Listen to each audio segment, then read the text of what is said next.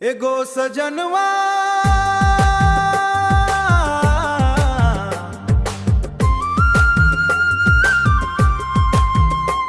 तोर याद में दिलवा रोवे रे।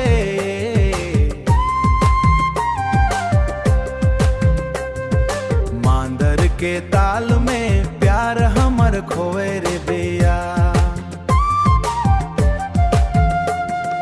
गाँव के रास्ता पीपर के छाँव तोरा संगे बीतल रहे मीठा गाँव। सावन के पानी भींजल चुनरिया, सावन के पानी भींजल चुनरिया। तोरा बिना लागे सुना दुनिया बफार। ओरे सजनी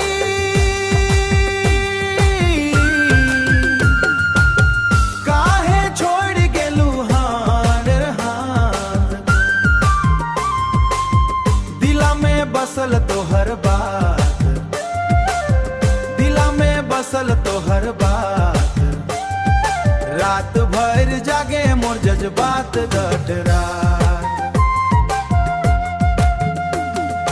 मांदर बाजे मेला लागे तोहर चेहरा आँख में जागे।